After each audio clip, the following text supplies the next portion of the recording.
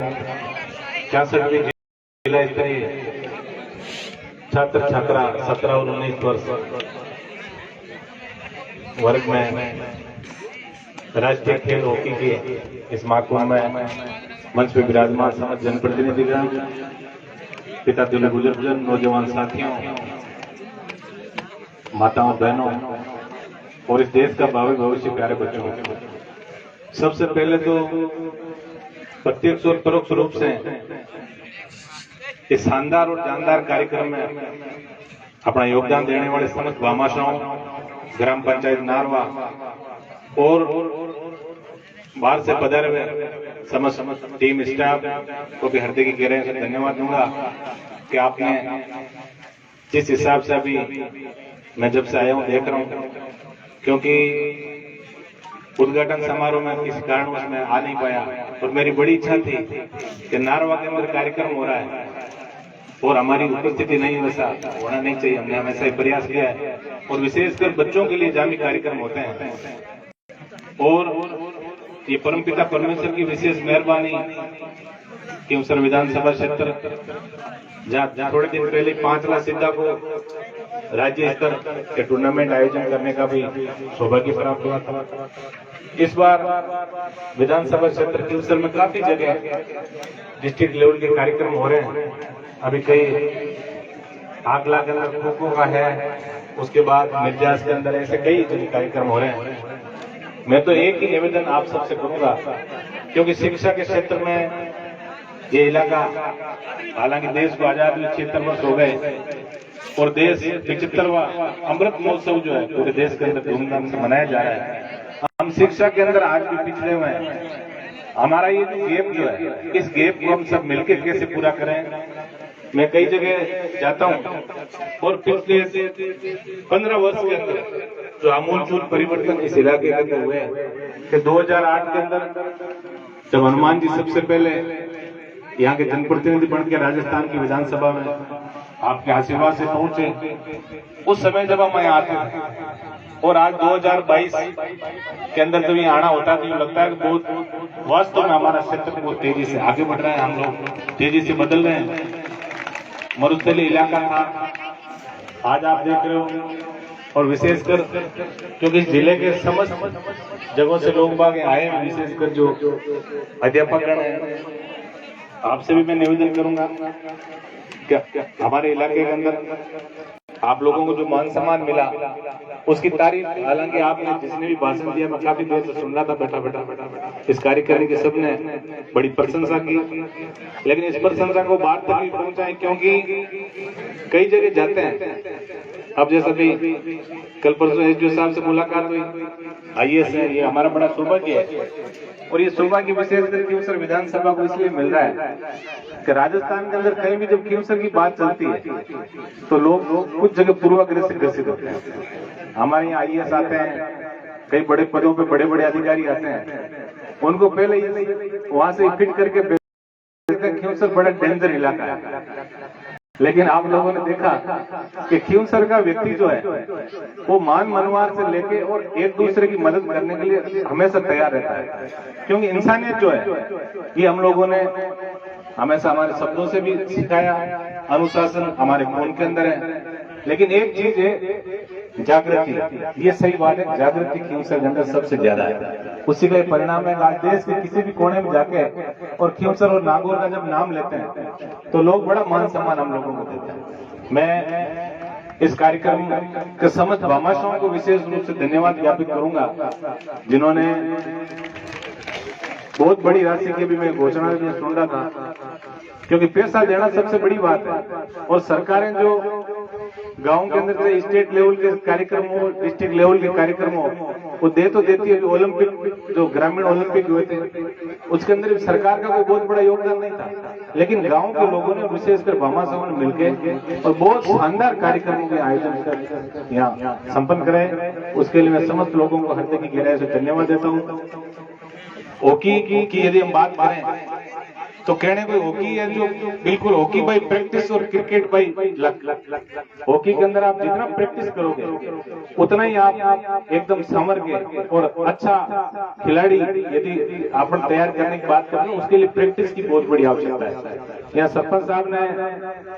अच्छा सुंदर अभी प्रयास किया है खेल मैदान को विकसित करने का, और हमारे माननीय सांसद हनुमान जी ने 10 लाख रुपए से जो बाउंड्री बनाई है, मैं 5 लाख रुपए की घोषणा इस खेल मैदान का सौंदर्यीकरण के लिए मैं करके जाना चाहता हूँ कि आप अच्छे यहाँ ट्रैक बनाए, क्योंकि देश जो है आज 125 करोड़ से ज्यादा की हमारी जनसंख्या हो गई, लेकिन बड़े खेल जहां भी होते हैं वहां पदक तालिका में सबसे नीचे स्थान हमारा रहता है। उसका कारण क्या है? उस कारणों पे भी हमें धीरे धीरे जाना पड़ेगा, हमें महसूस करना पड़ेगा। कई बार देखते हैं कई जगह अखबारों में भी छपता है, और विशेषकर जो चयन समिति है उससे भी मैं निवेदन करूंगा, आपको भगवान का दर्जा सब लोगों ने मिलकर दिया है, तो आप ईमानदारी से सिलेक्शन करके जो वास्तव में डिजर्विंग जो कैंडिडेट है उसको यदि आप आगे लाओगे तो निश्चित रूप से एक अच्छा मैसेज भी जाएगा, वो हमारे सेक्टर के लिए पदक भी लेके आएगा।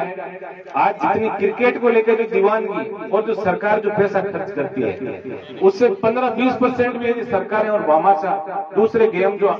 75 और 90 मिनट के 60 मिनट के जो गेम होते हैं उन गेमों पे यदि पैसा बड़ा खर्च किया जाए तो निश्चित रूप से हमारे बेटे बेटियां जो है वो पदक तालिका में शीर्ष पे पहुंच सकती है। खेल को एक जमाना था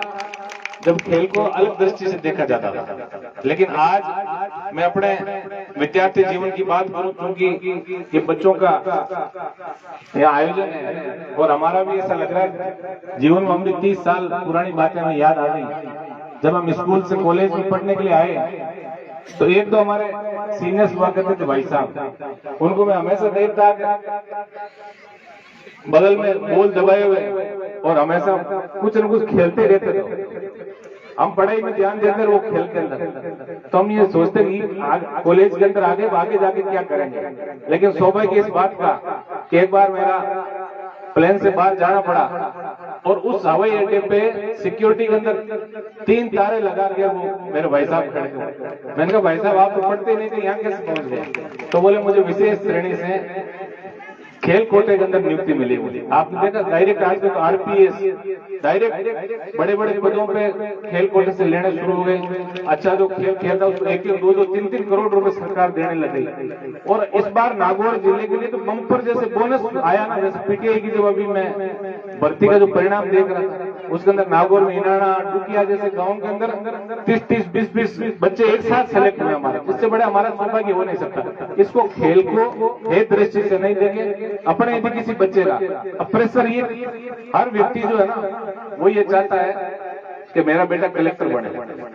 कोई नहीं चाहता मेजर ध्यानचंद बने हमारा बेटा। तो ऐसा भी जो अभिभावक है उनसे मैं निवेदन करूंगा कि हमारे बेटे बेटियां भी आगे बढ़ के मेजर ध्यानचंद की तरह अपना नाम कमाए, क्योंकि सारे लोग शिक्षा का ये मतलब नहीं है कि शिक्षा प्राप्त करके आप किसी सरकारी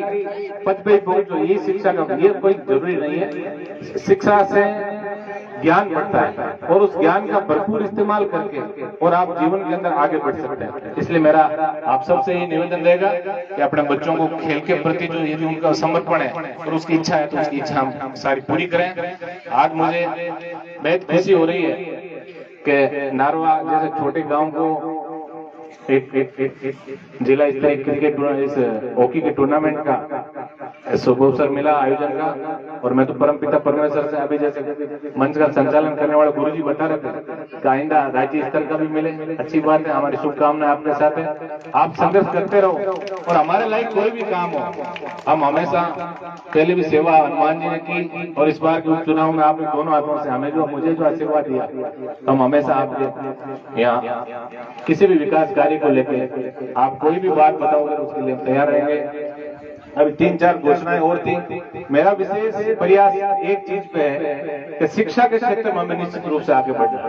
क्योंकि एक जमाना होता था जब किसान परिवार के लोग खेती कर लेते थे पशुपालन का बहुत बड़ा काम करते थे, हमारे यहाँ बड़े बड़े मेले भरते थे और आजीविका का सबसे बड़ा साधन दो ही चीज थी। लेकिन अब धीरे धीरे कृषि कार्य भी घाटे का सौदा सिद्ध होने लगे, सरकारें उस पर ध्यान नहीं दे रही है, पशुपालन लगभग सब बंद हो गया। तो हमें सबसे बड़ा हथियार जो हमें दिख रहा है आने वाले समय में वो शिक्षा का हथियार है कि किसान परिवार के बेटे बेटियां शिक्षा का हथियार अपने हाथ में लेकर सही दिशा के अंदर यदि आगे बढ़े तो निश्चित रूप से सफलता हमारे कदम चूमेगी। स्कूलों के अंदर जहां भी कोई विकास के कार्यों की मांग आई, मैं हमेशा प्रमुख रूप से उस पर ध्यान भी देता हूँ। अभी सरपंच साहब से मैं ये चर्चा कर रहा था, अभी राजकीय प्राथमिक विद्यालय दक्षिण सियागों की ढाणी, इसके अंदर 7 लाख रुपए का जो कमरे की मेरे पास आई थी, उसका भी आजकल में आपकी स्वीकृति आने वाली है। उसके अलावा राजकीय बालिका उच्च प्राथमिक विद्यालय नारवा खुर्द के लिए भी 7 लाख रुपए का कमरा मई बरामदा जो है, और एक राजकीय उच्च प्राथमिक विद्यालय नारवा खुर्द वार्ड नंबर 9 उसके अंदर भी 7 लाख रुपए की है। और इस खेल मैदान के लिए भी 5 लाख की घोषणा की है। एक अभी हमारे जो शायद वो पीटीआई थे, मेरा पूरा उनसे परिचय नहीं है, शायद ग्वाड़ू के होंगे वो, अभी जो उन्होंने कहा था सब बच्चों को जो है मेरा सम्मान करने की बजाय यदि सब बच्चों को खेल सामग्री उपलब्ध, ये बहुत अच्छी बात है। ये सबसे बड़ी बात है, हम जब युद्ध क्षेत्र में उतरते हैं तो हमारे पास सारा घोड़ा बारूद पूरा चाहिए। तो आज देखते हैं हॉकी के जो खिलाड़ी है, हॉकी खिलाड़ी को पूरा सज के तैयार होकर आना, उसके कहीं चोट न लगे, ऐसे उपकरण आजकल बहुत सारी चीजें आ गई। अभी एक छोटी सी बच्ची है हमारे नागड़ी की, उसने पिस्टल जो इसमें शूटिंग के अंदर बहुत अच्छा मेडल वो लेकर आई है। एक दिन मेरे पास आए उनको परिचय के साहब, जब सबसे बड़ी प्रतियोगिता दिल्ली के अंदर होगी, लेकिन उसमें जाने से पहले कम से कम 3-3.5 लाख की पिस्टल चाहिए। तो एक आम व्यक्ति जो गरीब व्यक्ति गांव का है उसको 3-4 लाख का इक्विपमेंट लेना बड़ा टेढ़ा काम है। मैंने तुरंत ही मैंने कहा इतनी अच्छी प्रतिभा मेरे विधानसभा क्षेत्र में, मैंने हाथों हाथ 3-3.5 लाख की जो भी वो लेके आए, मैंने उसका सैंक्शन भी जारी किया। मैं मेरे विधानसभा क्षेत्र की नारवा, कलना, नागड़ी, संकवास और कल्पना चावला इंटरनेशनल स्कूल, 4 जो स्कूल हैं जिन्होंने इस पदक तालिका के अंदर इन्होंने स्थान ग्रहण किया। इसके अलावा एक मेड़ता की जेजासनी और नागौर विधानसभा की कोटले मांजरा और रायपुर। तो मेरे जो 4 स्कूल आ रही है मेरे विधानसभा क्षेत्र में, मैं प्रत्येक टीम के लिए 1-1 लाख रुपए की खेल सामग्री की यहाँ घोषणा करता हूँ। और जो मेड़ता की स्कूल है उसमें भी मैं, क्योंकि वहाँ इंदिरा जी हमारे पार्टी की भी छोटी बहन है, उनसे भी मैं आज टेलीफोनिक ही कहूंगा उनको कि भाई जयदास की स्कूल को भी बच्चों को 1 लाख रुपए की खेल सामग्री के लिए पैसा जारी किए। और बाकी राजनों के लिए सरपंच साहब यहाँ विराजे हैं, तो मोहन जी से भी मैं एक बार निवेदन तो कर ही लूंगा, बाकी वो देने के लिए मना नहीं करते, हमेशा ऐसे काम के लिए सदैव तत्पर रहते हैं। हम सबको मिलकर सही बात है, देखिए विकास का जो पैसा है वो जो सीमित संसाधन है, उन सीमित संसाधनों का हम ज्यादा से ज्यादा बेहतर उपयोग हम कैसे कर सकें। कौन सा ऐसा काम है जो हमारी टॉप प्रायोरिटी पे होना चाहिए, ये तो कम से कम होना ही चाहिए। तो खेल सामग्री के लिए, इसके अलावा भी जो यहाँ द्रोणाचार्य कहूंगा जो बच्चों को तैयार करते हैं, आप लोग पीटीआई जो बड़ा अनुशासित, मैं वैसे तो सब जो गुरुजन है, जो टीचर्स,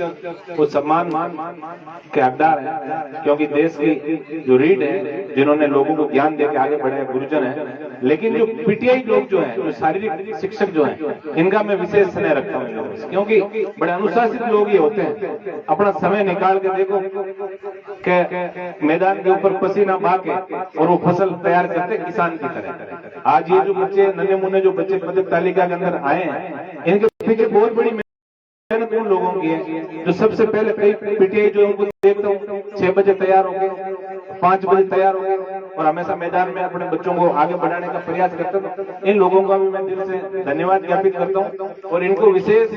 एक चीज का मैं आग्रह करूंगा, मेरे विधानसभा क्षेत्र में जितने भी शारीरिक शिक्षक हैं, आप निश्चित रूप से एक चिट्ठी भी यदि वहाँ के कोई खिलाड़ियों की कोई भी मांग के अनुसार यदि आप भेजेंगे तो आपको उसका प्रत्युत्तर भी मिलेगा। और संसाधन, वित्तीय संसाधन जितने मेरे पास उपलब्ध है, मैं ये प्रयास करूंगा कि ज्यादा से ज्यादा उसका उपयोग करके और उसकी मैं स्वीकृतियां भी आप लोगों को जारी करूं। आप सब लोग वहाँ के स्थानीय सरपंचों से, जनप्रतिनिधियों से मिलकर और अच्छे आप मैदान, अब तो सरकारें भी ध्यान दे रही है, सब जगह खेल मैदान के लिए विशेष बजटों का आवंटन भी शुरू हुआ है। और कोरोना काल के बाद सबसे बड़ी एक आमूलचूल परिवर्तन हुआ, देश के अंदर हर व्यक्ति ने, चाहे वो मेडिकल मेडिकल व्यवसाय से जुड़ा हो, चाहे मेडिकल शिक्षा से जुड़ा हो, चाहे वो किसी भी क्षेत्र में जुड़ा हो, एक चीज जरूर उसके दिल और दिमाग में कि व्यक्ति चाहे पैसा कितना ही कमा लो, लेकिन शारीरिक रूप से बलिष्ठ होना ही चाहिए। तो खेल मैदानों पे भी इन लोगों ने ध्यान दिया है। आज से 20-25 साल पहले की यदि बात करें, ये हरलाल जी साहब हॉस्टलों में रहते होंगे। हरलाल जी आपके हॉस्टलों में रहे। गांव का बच्चा जो बड़ा बलिष्ठ हुआ करता था, जब हम कॉलेजों में अंदर पढ़ते थे तो दूर से पता लग जाता था कि ये फला व्यक्ति जो गांव का व्यक्ति है, उसके कद काटी। लेकिन धीरे धीरे समय ने करवट ली, हम लोग भी आलसी हो गए। कुछ नशा पता जो है, मैं मेरे छोटे भाई जो और बच्चे जो है, इनसे मैं विशेष आग्रह करूंगा कि खिलाड़ी के मुंह के अंदर ये गुटके उठके ये भी नहीं होने चाहिए। ये आप ध्यान रखना, क्योंकि हमें आगे बढ़ना ना, तो कई चीजों का हमें ध्यान भी रखना पड़ेगा। खान पान हमारा कैसा हो, कैसी हमारी दिनचर्या हो, जिससे हम आगे बढ़े। बेटियां बड़ी इस चीज के अंदर प्रसन्न हुई। बेटियां तो वैसे भी नशा नहीं करती, लेकिन हमारे बेटे जो हैं वो कहेंगे सुपारी पान और ये कहेंगे छोटे मोटे नशे शुरू कर दिए। तो इन लोगों को इन अपनी बहनों से ये शिक्षा लेनी है आपको कि किसी भी नशा जो है, कोई भी नशा हम लोग नहीं करेंगे। खिलाड़ी ये संकल्प लेंगे कि नशा मुक्त समाज और शिक्षित समाज हम लोगों को बनाना है। मैं एक बार पुनः इस कार्यक्रम के समस्त आयोजकों को हृदय की गहराइयों से धन्यवाद देता हूँ, विशेषकर भामा साहब को, जिन्होंने पूरा योगदान देके और इस सफल कार्यक्रम के आयोजन के लिए आपने 4 चांद लगाए। मैं परमपिता परमेश्वर से आप सब लोगों को उज्जवल भविष्य की शुभकामना प्रेषित करता हूं, और जो विजेता टीम है उसको भी बहुत सारी शुभकामनाएं। लेकिन एक चीज आपको कहूंगा कि जीतने के बाद अति उत्साह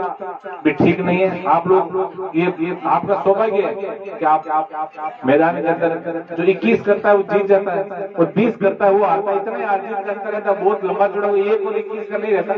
जो सेकंड रहता है वो भी बहुत अच्छा खेलता है, और जो सेकंड रहे उनको मैं आगे के लिए उज्जवल भविष्य की शुभकामना प्रेषित करता हूँ कि आपकी जो कमी रह गई उसको परमपिता परमेश्वर अगली बार पूरी करें, और अगली बार आप भी इस मुकाम पे पहुंचे। लेकिन आपने एक सुंदर और अच्छे खिलाड़ी होने का आप लोगों ने परिचय दिया, जैसा कि अभी आयोजकों ने बताया था कि हमारा अनुशासित तरीके से हमने मिलकर इस कार्यक्रम को अंजाम दिया। और खिलाड़ी तो देखिए अनुशासन की प्रतिमूर्ति होता है खिलाड़ी, उसके रग रग के अंदर अनुशासन भरा होता है, और अनुशासन के सारे वो आगे बढ़ के और अपने परिवार का, अपने देश का नाम रोशन करता है। मैं आप सबसे यही गुजारिश करूंगा कि हम सब मिलके खींवसर विधानसभा और हमारे नागौर का जो सपना हमारे जनप्रतिनिधि देख रहे हैं कि हमारा उज्जवल भविष्य बच्चों का कैसा हो, शिक्षा का क्षेत्र में आगे कैसे बढ़े। हरलाल जी जब 5 लाख के अंदर कार्यक्रम हुआ था तब मेरे पास जयपुर से जो बच्चियां जो आई थी उनके अभिभावकों का कई का फोन आया, क्योंकि कई लोग हमारे साथ पढ़ते थे, वो अभिभावक पढ़ गए कि 5 लाख साहब आपके क्षेत्र में छोटा सा गांव है और हमारी बच्चियां वहां अकेली आएगी, रहने की क्या व्यवस्था होगी। मैंने कहा आप घबराओ मत, गांव से इस प्रदेश के और विशेषकर खींवसर विधानसभा के ऐसे कई गांव हैं जिन्होंने शहरों को भी पीछे छोड़ा है, और इतना सुंदर कार्यक्रम का आयोजन वहां के लोगों ने किया कि जब वो टीमें वापस गई तब भी उन अभिभावकों का फोन आएगा। हमने तो सोचा था गांव होगा, रहने की व्यवस्था होगी कि नहीं होगी, लेकिन वो हमारे बहन जी सूरजनाथ जी और उनकी पूरी टीम ने और गाँव के भामाशाहों ने इतनी सुंदर व्यवस्था वहां की थी, और उसी का परिणाम और उनका आशीर्वाद ही मिला इस बार कि राजस्थान के अंदर 5 लाख सीधा पहला ऐसा गांव बना है जिसके अंदर महिलाओं के बच्चों के लिए कॉलेज खुला है इस बार, महाविद्यालय, क्योंकि बड़ी मांग थी बच्चों की कि उस पीओ सर्किल में कम से कम 600-700 बच्चियां जो है वो सीनियर सेकेंडरी स्कूल में पढ़ती है। उनकी बड़ी मांग थी उनके अभिभावकों की कि एमएलए साहब, एमपी साहब, आप हमारे जनप्रतिनिधि हो, और अब यदि आप कॉलेज की यदि व्यवस्था नहीं हुई तो हमारे बच्चों को हम आगे नहीं बढ़ा पाएंगे। सही बात है, समाज के अंदर कहीं ना कहीं छोटा मोटा बच्चों अभिभावकों को होता है, लेकिन जसराज जी महाराज की, तेजा जी की विशेष मेहरबानी से इस बार खींवसर विधानसभा क्षेत्र में 2 नए महिला महाविद्यालय खुले, एक खींवसर के अंदर खुला और दूसरा 5 लाख सीधा के अंदर। हम सब ईमानदारी से प्रयास करेंगे मिलकर कि खींवसर का जो एक दुर्गम क्षेत्र हुआ करता था वो क्षेत्र के लोग आगे बढ़े, शिक्षा का बहुत बड़ा हावी हम बढ़ाना चाहते हैं। इतना मैं बड़ा भाई होने के नाते आपसे निवेदन करूंगा, आप हमेशा जैसा आशीर्वाद आप लोगों ने हमेशा पिछले 15 साल से मेरे परिवार पे रखा, आपका आशीर्वाद हमेशा बना रहे, और हम सब मिलकर और इस खींवसर क्षेत्र को बुलंदी पे ले जाना